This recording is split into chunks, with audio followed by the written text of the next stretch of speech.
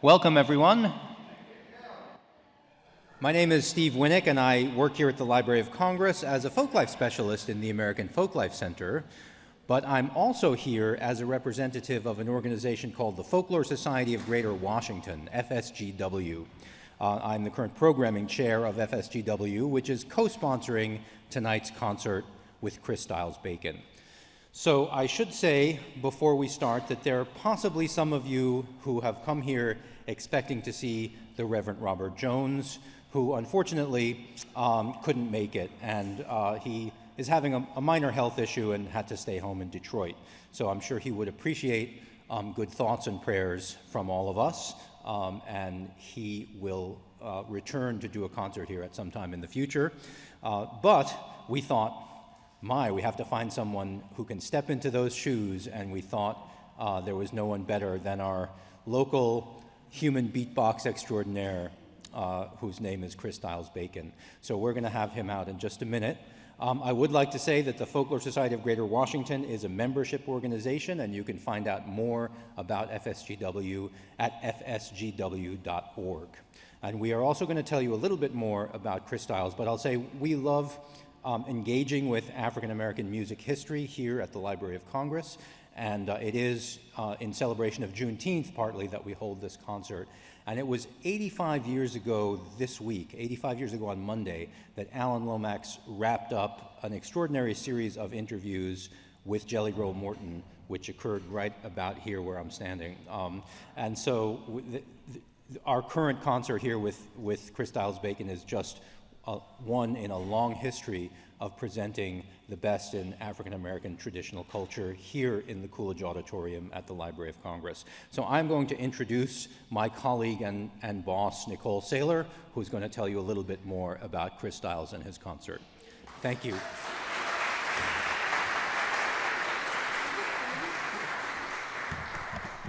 Hello and welcome. Hi, great to have you here. So I'm Nikki Saylor, and I am the director of the American Folklife Center here at the Library of Congress. I do want to add my thanks to FSGW for co-sponsoring with us tonight. And on behalf of the entire staff, I want to welcome you to this special concert in celebration of Juneteenth with Chris Stiles-Bacon, a hip-hop artist and musician who incorporates storytelling into his lyrics and long history into his beats. So first, to say just a few words about the Folklife Center. We exist to document and share the many expressions of human experience to inspire, revitalize, and perpetuate living traditions. Designated by the U.S. Congress in 1976 as the National Center for Folklife Documentation and Research, the center stewards archival collections, creates public programs like this one, and exchanges knowledge and expertise. The center works to encourage diversity of expression and foster community participation in the collective creation of cultural memory. Today, we are so happy to present Chris Stiles-Bacon, a Grammy-nominated progressive hip-hop artist and multi-instrumentalist from Southeast Washington, D.C. As a performer, he multitasks among various instruments, as you probably can tell here, the djembe, the guitar, his own voice as a beatboxer, all while continuing the oral tradition of storytelling through his lyrics. He considers his mission to be cultural acceptance and unification through music. Chris Stiles is constantly pushing the envelope, from performances at the National Cathedral to becoming the first hip-hop artist to be featured at the Smithsonian Folklife Festival. He has composed and performed with the National Symphony Orchestra, the Princeton Symphony Orchestra, and the Baltimore Symphony Orchestra. He's collaborated with world-renowned cellist Yo-Yo Ma and created cultural exchange programs between Washington, D.C. and Brasilia, Brazil. Here in Washington, D.C., he began a cross-cultural collaborative concert series called Washington Sound Museum, WSM. WSM is a monthly intimate celebration of music featuring guest artists from diverse musical genres with Chris Stiles and his progressive hip-hop orchestra. Since WSM's inception, Chris Stiles has collaborated with artists from various cultural backgrounds, ranging from contemporary Arab music in Egypt to the music of Brazil. True to form, Chris Stiles has a special guest with him tonight, Wusaf Gay. And so please join me in welcoming Christoph Bacon and Wusaf Gay.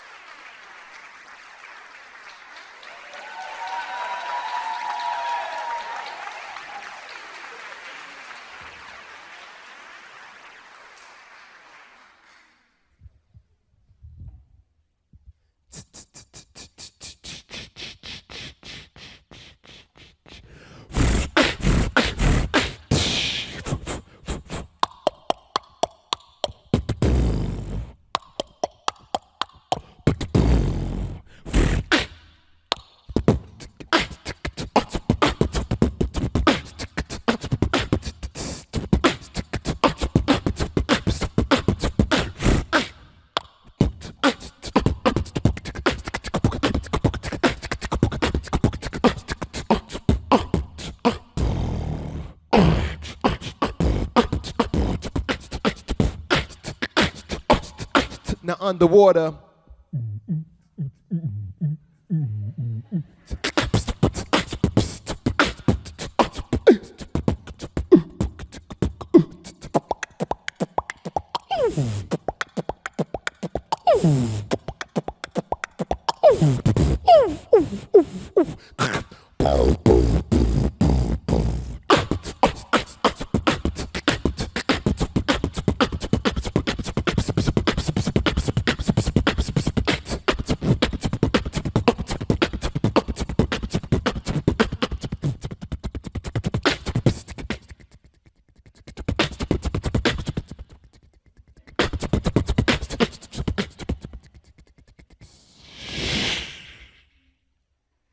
Thank you very much.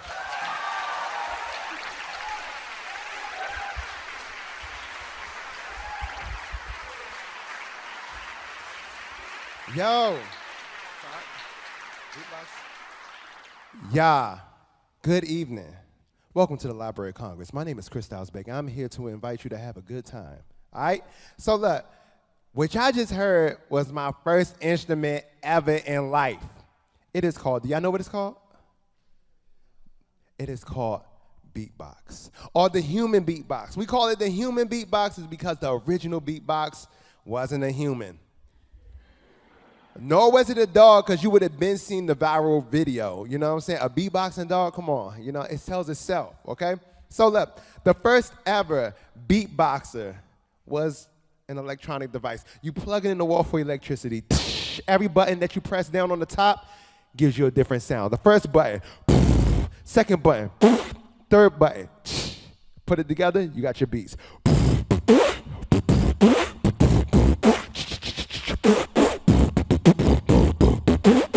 Like that. It's because I'm a human being doing the job of the electronic beatbox or the drum machine, I'm then labeled a human beatboxer, among many things. And it's sometimes a nuisance if you're a parent, you know? For example, that thing right there, oh, it used to drive my mom crazy, all right? So this was my first instrument ever in life. I learned how to play it when I was in elementary school. Now, growing up in Southeast Washington, D.C., my mom was raising me, my older brother, and my little sister by herself. We did not have a lot of money, okay? My mom was working with a little bit of a disability, so things were like a little different. Money was kind of funny. It was tight. We had a thing that we referred to as the end of the month blues. That's when you're just gonna be eating nothing but like PBJs all day. There was once a month where we could only afford to get the elements to create French toast. We ate French toast for breakfast, lunch, and dinner, and I haven't eaten French toast ever since. It's like barred, okay? We got the embargo on French toast, all right, and French toast products. So look, that was the thing. So we couldn't really afford the instruments. I wanted to play the drums, yeah. Didn't have no money for the drum set. So I tried to do the other things my friends were doing to make music. They could make all these beautiful sounds that sounded like a flute or a recorder just by putting their lips together and whistling, which I'm sure I could do.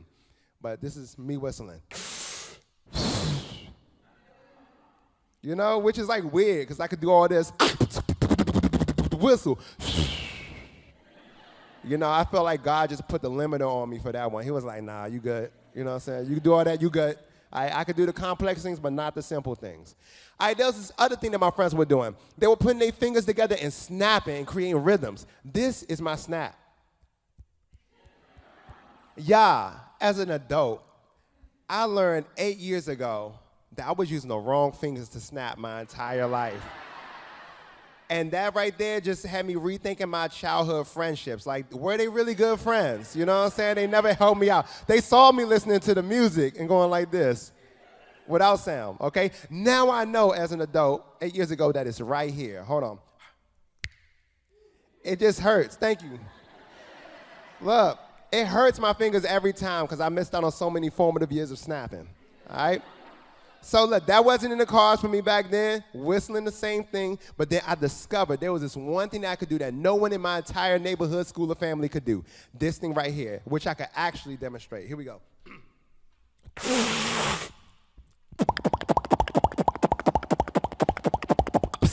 Now you could try it, but I don't think it's gonna be successful in the amount of aerosols that will be in this room.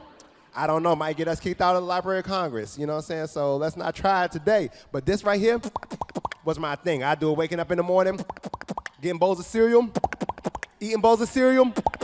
My mom was like, Chris, what are you doing? You getting Fruity Pebbles on your little sister's face.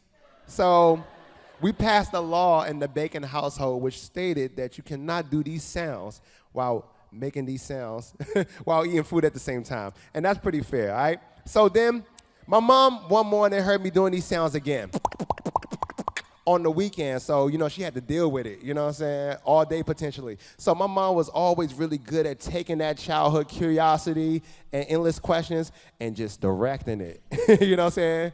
And so she heard me doing those sounds, pulled me to the side by the afro, and she wanted to play for me one of her records. Now, my mom, when I was a kid, my mom was a DJ, and she used to DJ a lot of parties before I was born, all right? So she had a huge record collection, because back then, children in attendance, we only had regular clouds that give you rain, you know what I'm saying? None of the streaming clouds, you know what I'm saying? So she pulled out a record for me, right? Because you have to have records for every song that you'll put on a playlist now. So blew the dust off of it. And when she played this record on her record player, I heard these sounds.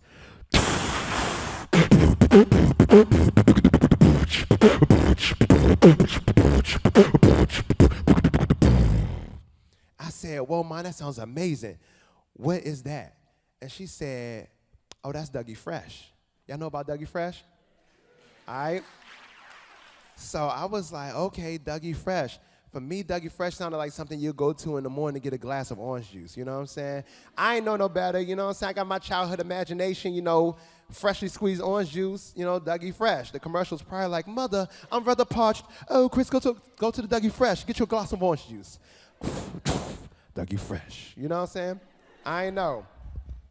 So my mom said, no, Chris, Dougie Fresh isn't an orange juice dispenser. He's this guy from New York City. All these sounds you're hearing, he's doing by himself. And I said, okay, I want to play the drums like Dougie Fresh. She said, this guy doesn't have a drum set. He's doing all these sounds using his voice and his mouth.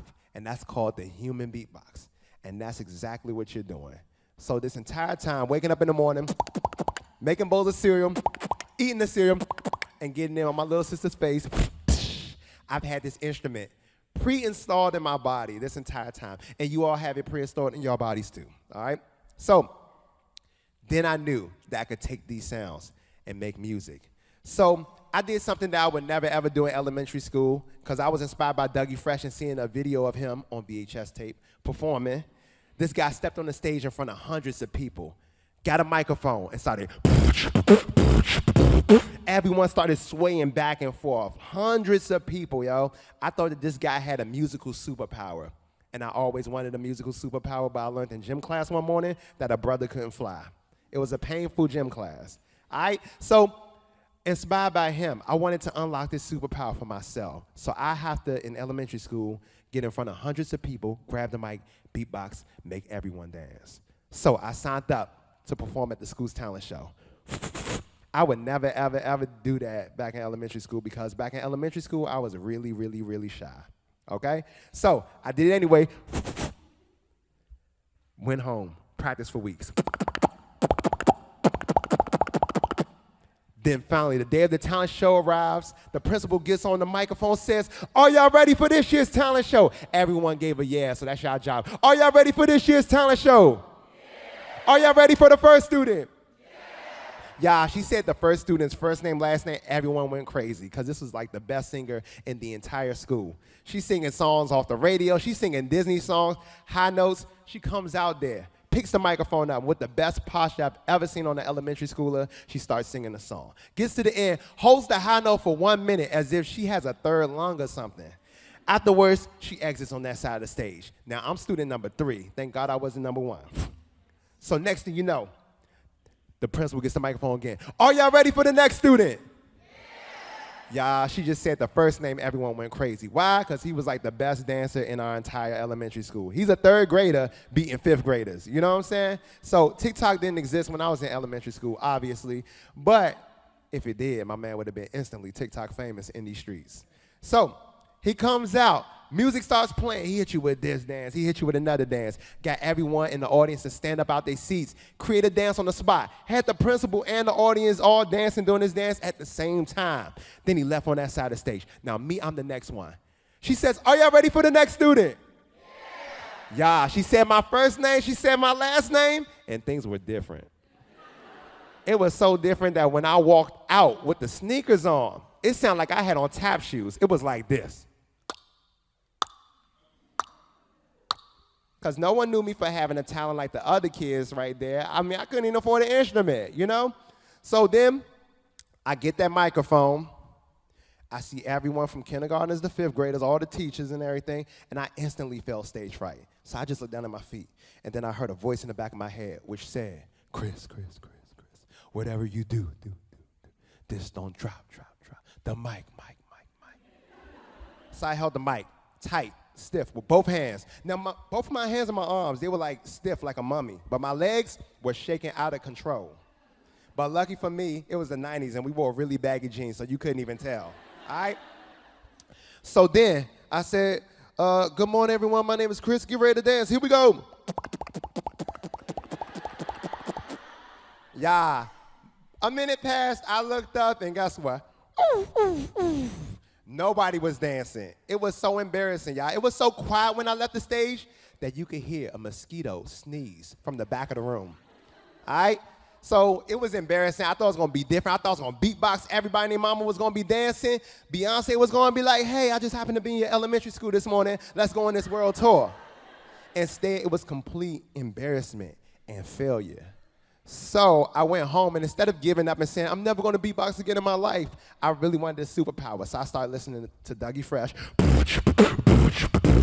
Started listening to my beatbox and noticed some inadequacies between, you know what I'm saying, you know. So Dougie Fresh had 3 sounds. I had 3 sounds. But Dougie Fresh had the sauce. This word is another word for a beat-up pattern. It's called rhythm. And with rhythm, you could take a cat's meow and make everyone dance. It's like the story of dubstep, you know, or any internet meme today. All right? So I started listening to his rhythms and trying to do them with my beatbox. So I came up with this.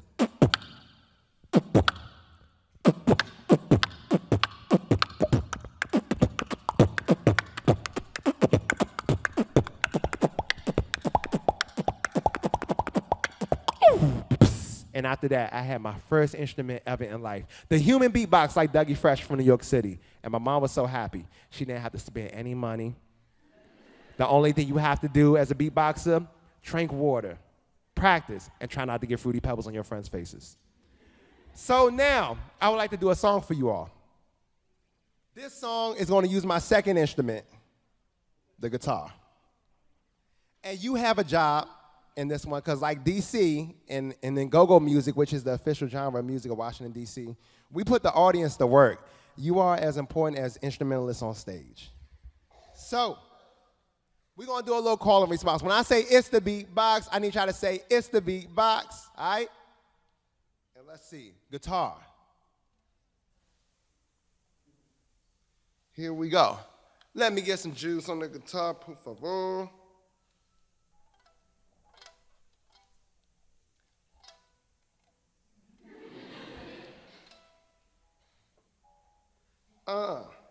So, mute this channel real quick. So what happened, I think when we were shooting the interview here earlier, I remember someone stepping on this for a hot second, and now it's coming back to haunt me, because I didn't say it. Like the Metro people say on the intercom, if you see something, say something. Now, I think it's plugged in. Let's try it. Here we go. Woo. This moment has been brought to you by Modern Science. Yeah, are y'all ready? This is like double dutch. You gotta jump in at the right time. All right? Here we go.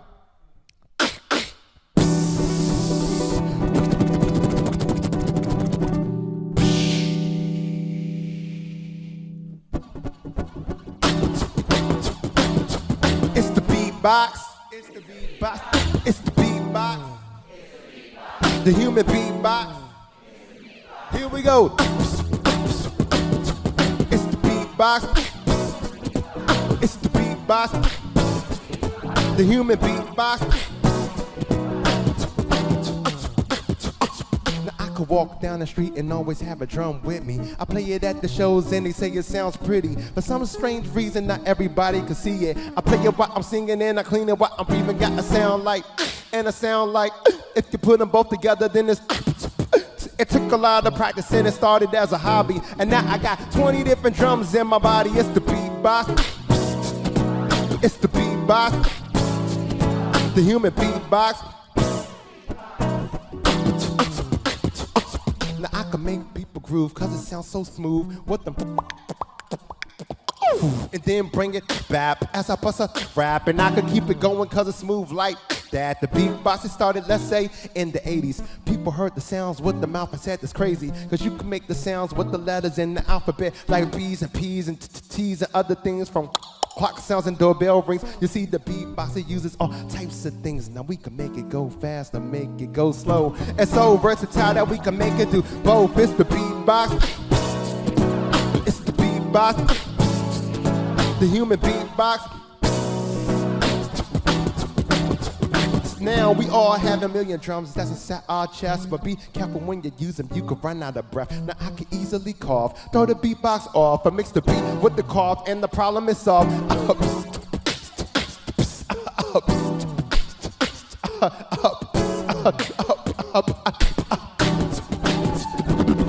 It's the beatbox. It's the beatbox. The human beatbox. Now, what you seeing took a whole lot of practice to sync these two instruments up. Now in high school, I always wanted to play the guitar, so I started teaching myself. And then I wanted to mix the beatbox with the guitar at the same time. But when I first started, it sounded really basic, like this. No one was gonna pay money to see that happening, okay? So I had to make a career decision right then and there. And so I wanted it to sound like a full band, so I started with a groove. Like that, something a little chiller. And started adding all the beatbox sounds one at a time till I got a full rhythm. Starting with the snare. And then the bass. And then the hi-hat.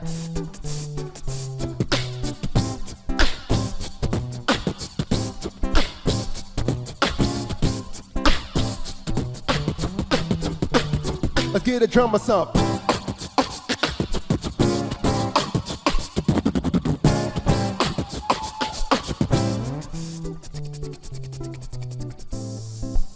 Alright, so now I got an instrumental going.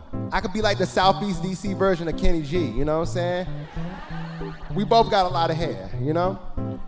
So I wanted to be able to rap as well, you know, am I asking too much?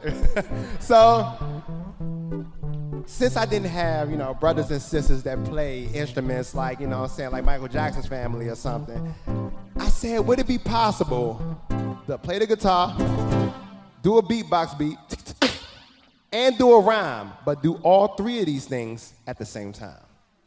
So, in high school, when I had a little bit more time on my hands, this is what I started to do.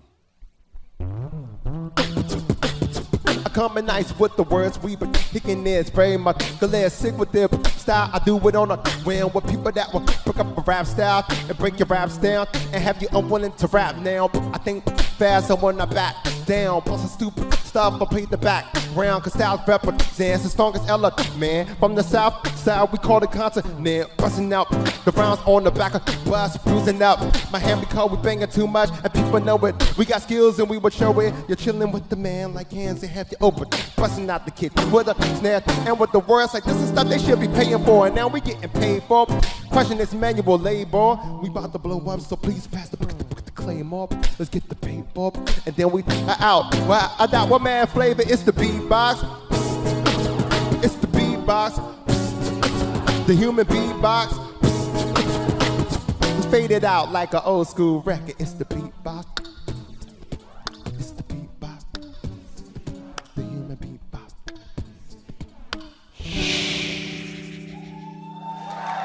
Thank you, my friends.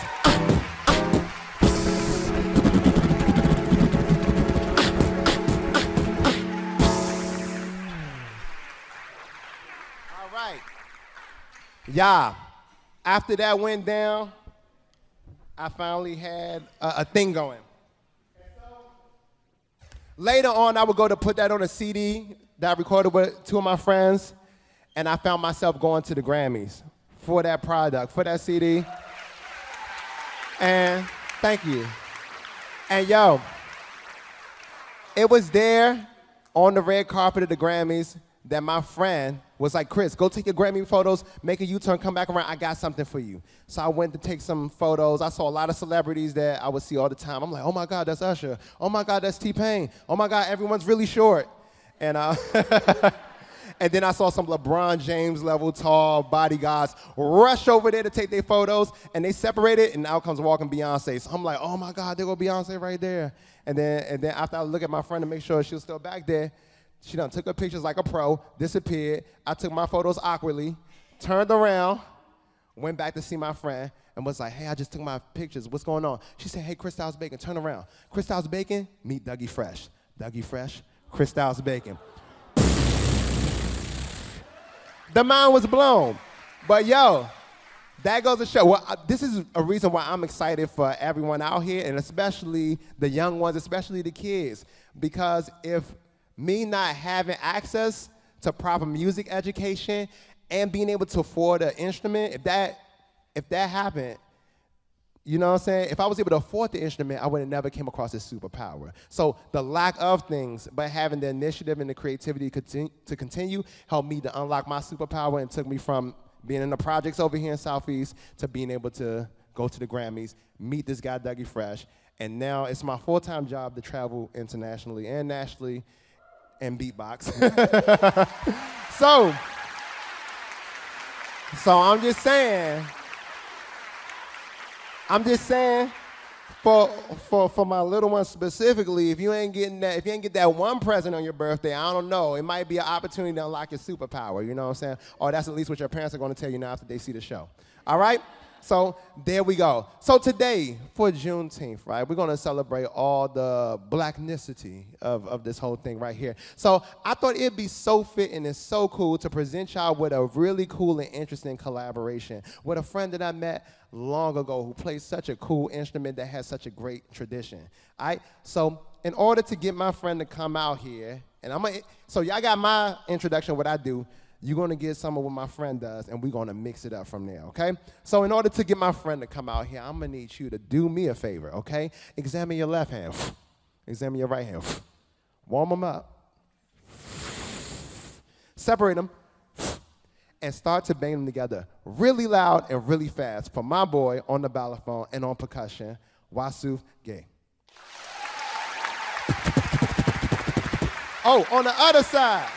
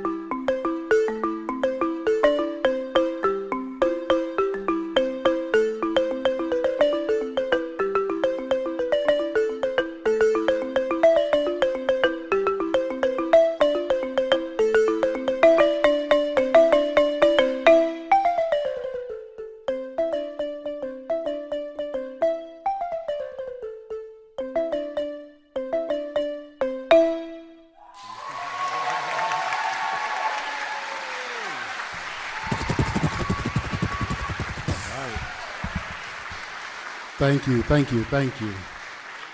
All right. So,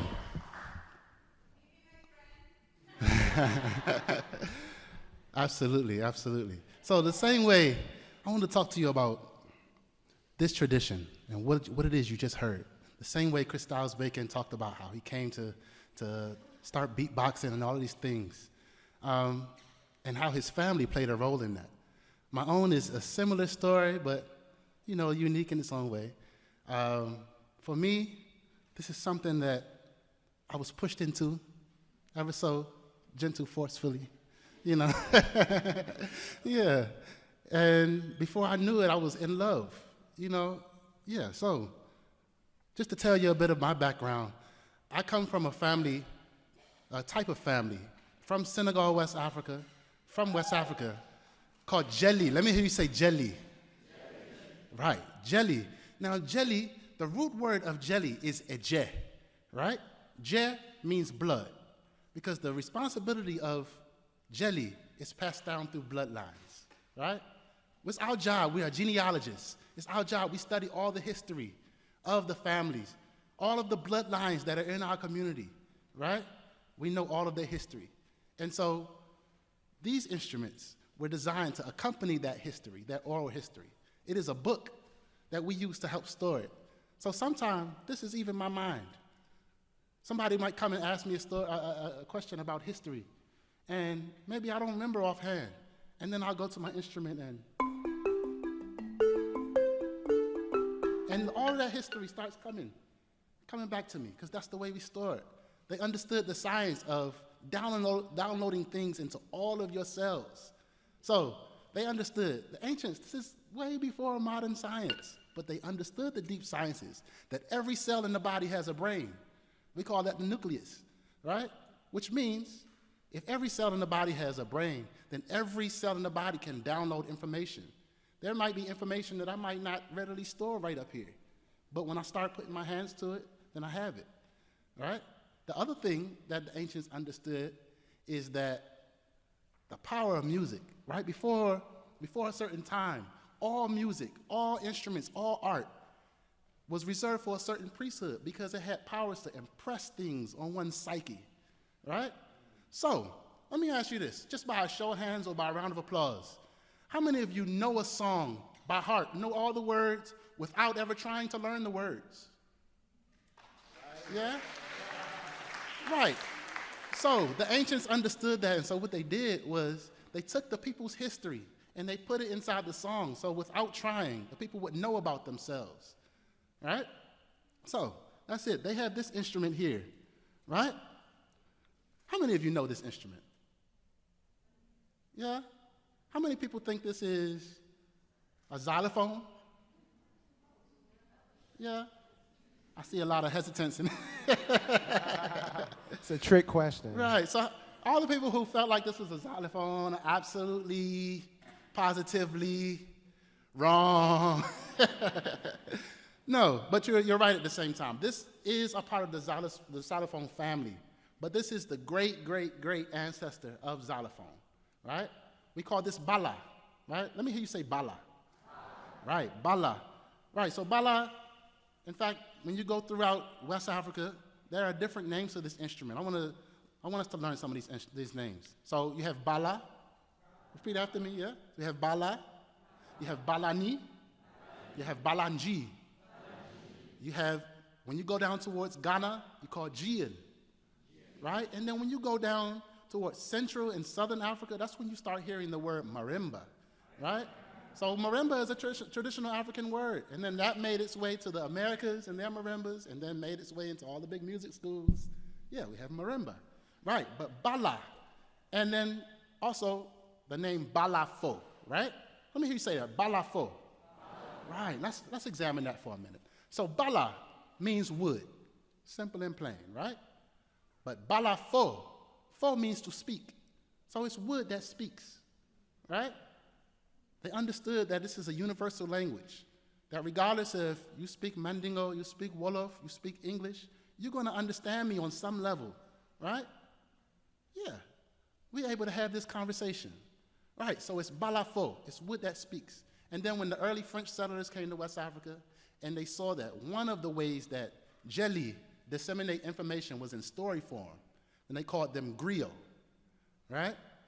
And they called this instrument, they took it in association with its suffix phone, something that makes sound, and they called it balafon, right? But it's bala or balafo, right? So, the other cool thing about this instrument is in its construction, right? You have a very special wood. It's like a rosewood, grows all over Africa, right? In Manding, they called it hari. Let me hear you say hari. Right. It's like a rosewood, and it has spiritual properties the same way Catholics would choose, that special wood for their rosary beads. That same type of deal, right? But we take that wood and we carve it into these keys. Each key is carved to the note, right? Yeah. And by the way, it's a part of this pedagogy. It's a part of learning this instrument that you build it yourself. So all of my instruments you see, I built them myself, right? So you carve, you sculpt the keys, and then you tune. You see on the underside where I've carved and tuned the keys. So each key makes the sound on its own, right? And then you build it onto a bamboo and wood frame held together with animal hide, and then, here we go. So you see I'm speaking into this microphone, right? This room has pretty good acoustics. Even if I didn't have these microphones, you're going to hear this instrument, right? Why? Because you have these gourds underneath, right? So what happens is, this is old world technology. The key, like I said, the key makes the note on its own, right? But when you put that gourd underneath, it gives it body, it amplifies the sound. That I can be playing with loud drummers and you're gonna hear me still, naturally. No microphone, no amplification, anything, right? So there you go, you have bala. So now, we learned that this instrument is called balafo. It's wood that speaks, right? And so, if you know the proverbs or anything, you know this instrument speaks the proverbs of the people there. But no matter what I play, it's gonna speak to you.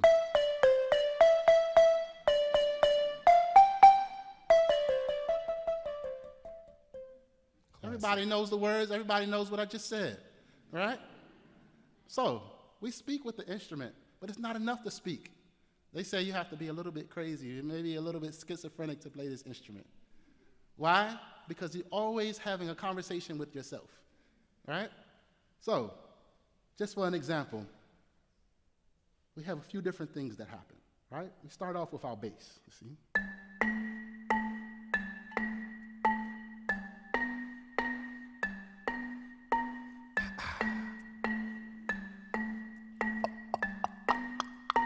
Yeah? And then we have accompaniment.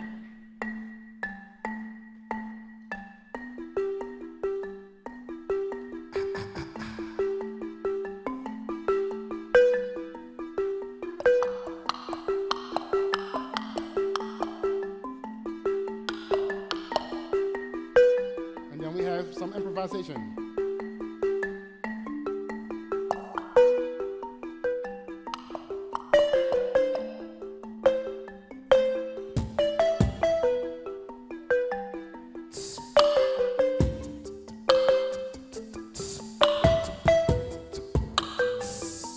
Then we have song melody.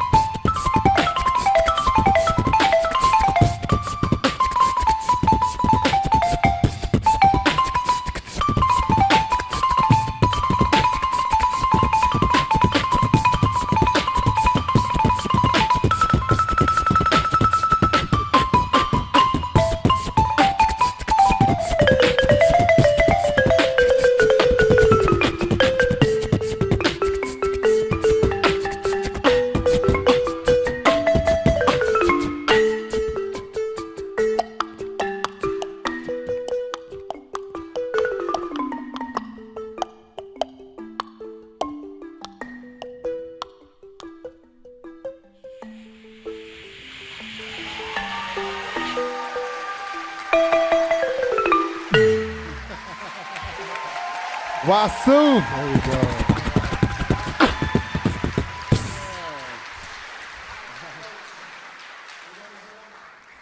Let's hit him with a hybrid. Let's hit him with another hybrid. So we're bringing beatbox to that world. Now we want to see how my man could come through on my world real quick and play a little something, okay? How many of y'all, let's see what we could do. So my friend Wasu doesn't know what I'm about to play, okay? I love to keep an element of surprise in shows, all right? Because it's going to keep everyone ultra present, all right? Including us on the stage, you know what I'm saying? Because we got to listen to each other and we got to figure it out, all right? So, all right, this is a Laotian drum right here. Usually played on the sides, but you know, I gotta do it the Southeast way. I'm gonna tilt it like this right here. And then I'm gonna do a little go-go pocket.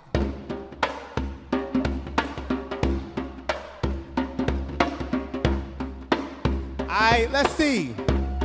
What we gonna do in this thing?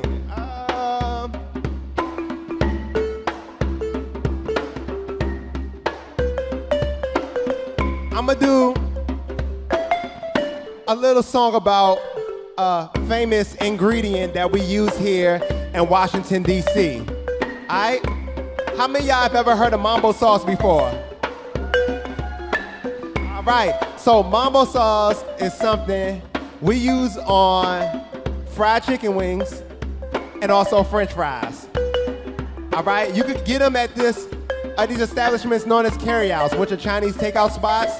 Originally, you'd get them at like wing places that were like black owned. But then when those ceased to exist, the folks in the carryout took on that whole sauce and then it continued to be a thing. All right? So, you have a job. Everything you need to learn about mambo sauce is gonna be in this narrative. You have a job. I'm gonna say something, you repeat after me. Go-go style, call and response. You ready? Hold on. We're gonna throw you in the water, see if you can swim. Here we go. I say mambo sauce. Mambo sauce. I say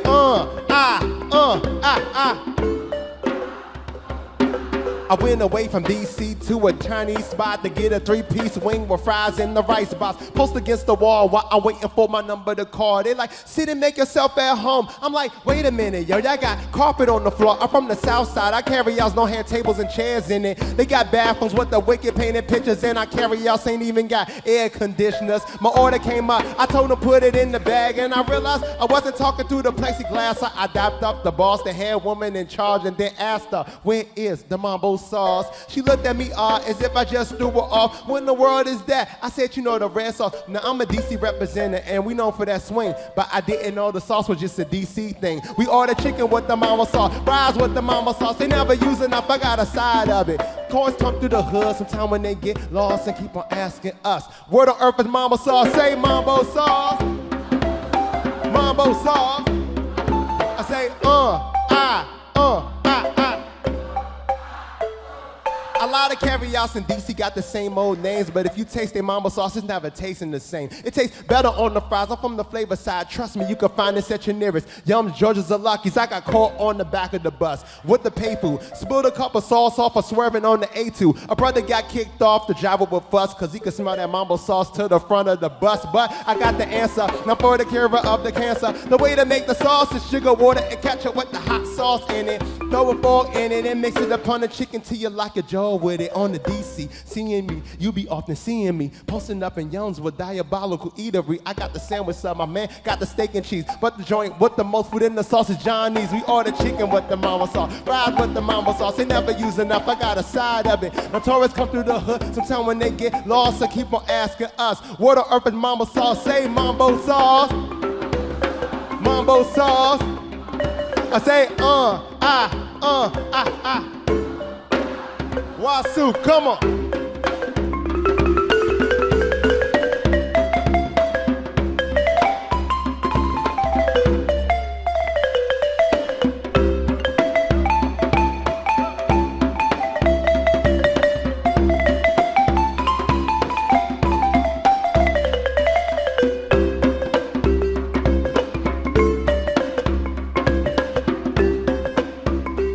Let's take them home.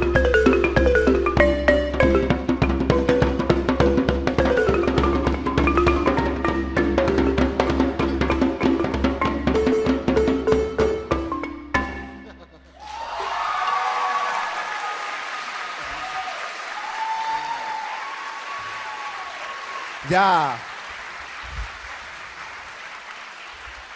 As accurately stated in that song, I went away from DC. I was like in New York somewhere, in a place that looked like a carryout, didn't have mambo sauce. Go to Pittsburgh, no mambo sauce. It's a DC thing. So, enjoy some DC flavor, some DC sounds.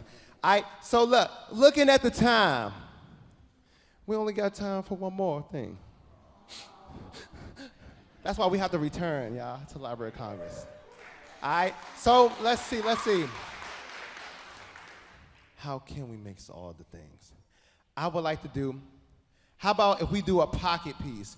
We do a pocket piece, like a really short piece of Wild Soup, and then we go into a piece of mine that is totally improvised. In fact, it's gonna be so improvised that the words don't exist. To make sure that these words don't exist, like Chris, you're just making it up. You wouldn't do that in the Library of Congress. I would. Like, I'm totally capable of such a thing, all right, of making such a crazy decision, all right? To ensure you that I'm gonna do this, I'm gonna take random words from you all that don't rhyme with each other, and it's gonna be my job to rhyme it. So you raise your hand like school, I point to you, take the word, write it down, use it in the freestyle. What's the first word? Librarian. Some people like to say librarian, but my DC accent, though, it takes a lot of work to say it, so I'm gonna say it naturally, librarian. All right, librarian. For the first and for the second, my friend right here. Yellow. The third word. Texas. Texas in the house? Okay, what part of Texas? What for work up in here? Okay, I thought you were about to say Lubbock. I'm like, okay, Lubbock in the house. Yo, peace to my friends from Lubbock that are watching on, online. All right? So, the fifth word. Yup. Say again? Chihuahua. She tried to throw you a curveball on that Oh, one. she told me the curveball has been thrown. I still ain't catch it. Y'all. All right. The fifth word. Yup. Juneteenth. Come on, Juneteenth. Dang, speaking of Texas, right? You know what I'm saying? Let's go. The sixth word. We gotta get some people in the back, y'all. Where you at? Family? Trampoline. Equally as important.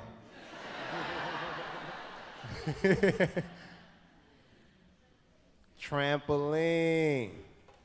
Seventh. All the way in the back. All my fellow fro friend, you know what I'm saying? Come on, let's go. I just see it. It's a halo. All right, let's go. Huh? Happy. Are you happy at this moment? I'm happy y'all here, y'all. Thank y'all so much for being here today, All right. 7. Okay, I gotta make it 10. I gotta make it 10 real quick. What did you say? I heard supercalifragilistic. What the? Okay, we're just gonna cut it right there, okay? We're gonna cut it right there, okay? Let's see. All right, so we have librarian, yellow, Texas, Chihuahua, Juneteenth, trampoline, happy, and help me out. Supercalifragilistic. One more time, supercalifragilistic. I'm gonna need to take a breath at some point. All right? Do me a favor real quick. Can you mute my mic channel real quick, and I'm gonna deliver it to my friend. All right? All right, here we go. All right, Watson, we're gonna have to do some crazy stuff right now, okay? All right, please be with me. And we're gonna have to mix that up with a pocket and make it work. All right, ready?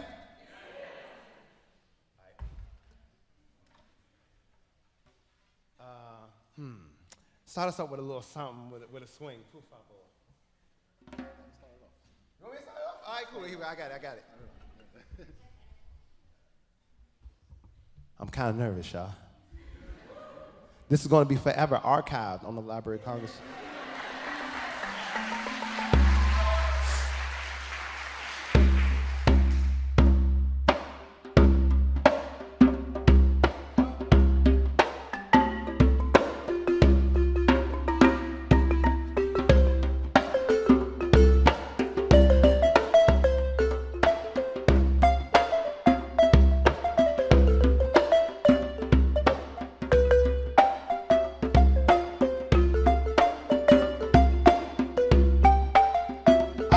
here's your part. Call and response. Here we go. Say freestyle, freestyle, freestyle. I say freestyle, a freestyle, freestyle. Just decide. Come on, freestyle, a freestyle, freestyle. Just decide. Come on, freestyle, freestyle, freestyle. Here we go, another style I be carrying in the archives like books with librarians. Over there with the freestyle, keep it mellow, chilling on the stage while the wood's looking yellow. Up off my foes, come together, this the nexus. Bro, geometric, piece the youngest chilling up in Texas. Came all the way down here to see all my man and his homemade gear. Over here and he's holding it down. On the xylophone, me, I got the freestyle. Just like that, and I do the joint popper. If I mess up, I scare you off like a chihuahua. Cause he gave me the word right here that I use it crazy. Freestyle coming on, something, get your length over here and your cardio, you're late like Juneteenth. Freestyle, freestyle, freestyle. I say freestyle, a freestyle, freestyle. Oh, wow, Suf, come on. Ooh.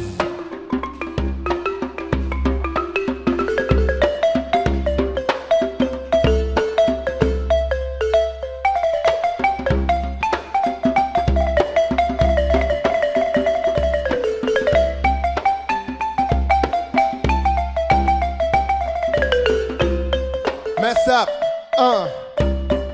my mind playing catch up.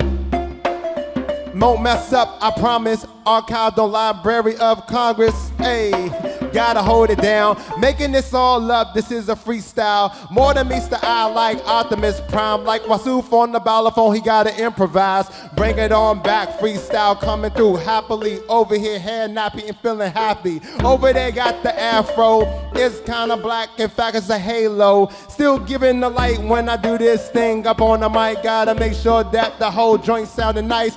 Thanks to your audience, y'all be the dopest, you're supercalifragilisticexpialidocious.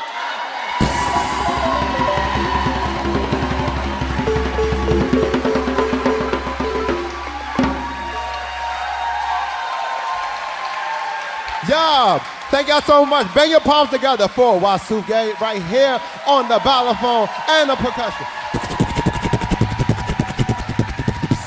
My name is Chris Styles Bacon. Thank you so much. Thank you to yourselves. Thank you to our folks at the Library of Congress, our librarians, our folks at the Center for Folk Life. Thank you.